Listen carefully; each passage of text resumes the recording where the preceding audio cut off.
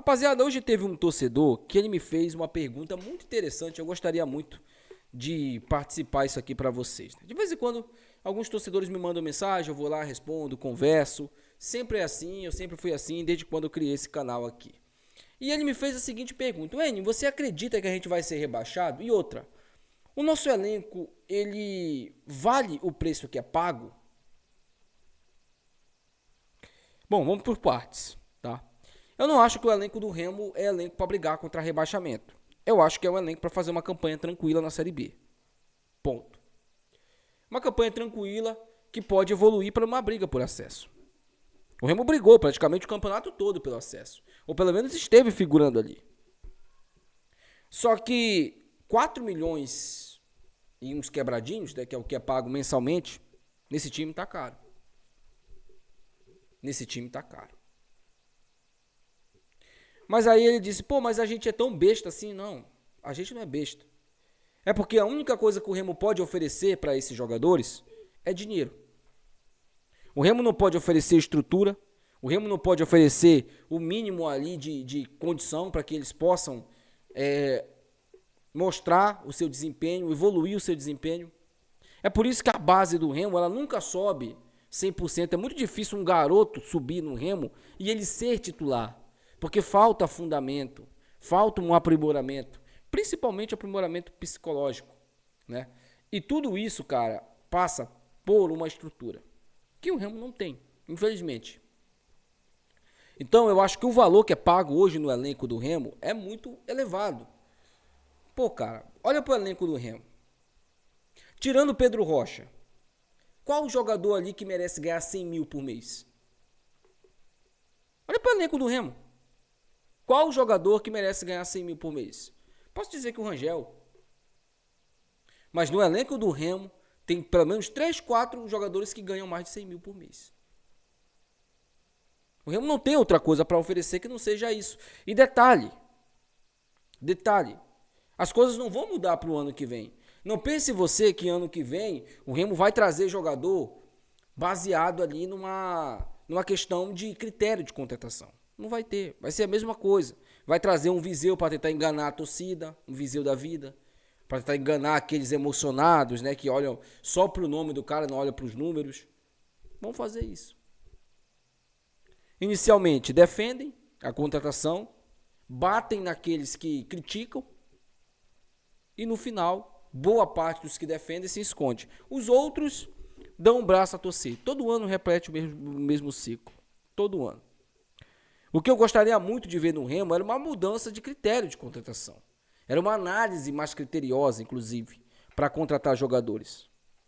Porque, sinceramente, cara, as 3 contratações que o Marcos Braz fez, né, de jogadores, Tatsides, o Grego, o Jorge e o Natan, eram jogadores parados. E o que mais me deixou assim pensativo, e eu não sei se vocês lembram, na entrevista coletiva, o Marcos Braz, ele fala que são jogadores para a próxima temporada. Pô, cara. São jogadores já pensando na próxima temporada, pô. Bora falar um pouco aqui, rapaziada, do Guto Ferreira, que foi apresentado oficialmente. Já deixou o recado dele. Bora falar também sobre reforços, né? Vamos ter reforços para esse jogo contra o CRB e vamos ter uma ausência sentida. Eu tô pensando muito no que vai ser feito nesse ataque do Remo. Primeiramente, reforços, tá? Pavani e Cantilho treinaram normalmente. Provavelmente serão relacionados para esse jogo.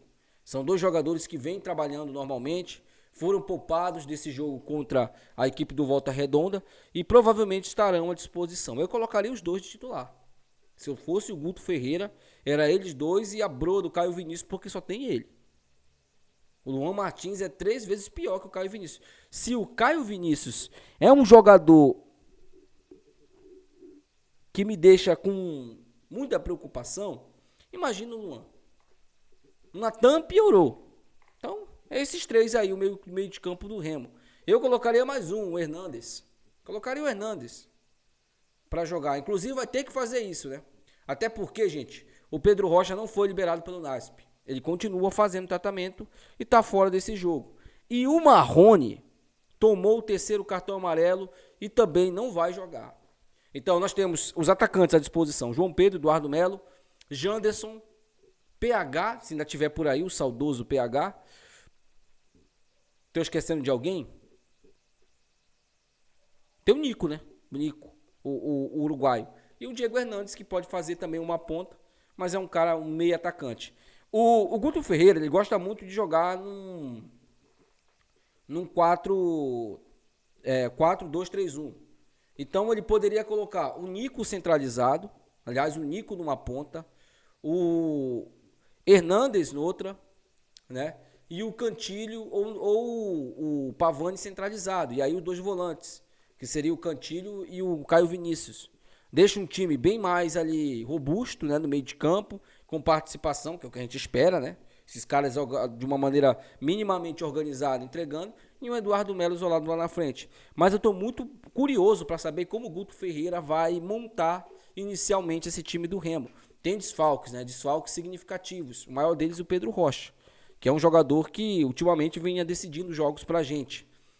E o Guto Ferreira, cara, na apresentação dele, eu gostei muito do que ele falou referente ao jogo de domingo. O Guto Ferreira falou que não quer saber se vai jogar bem. Ele quer ganhar o jogo.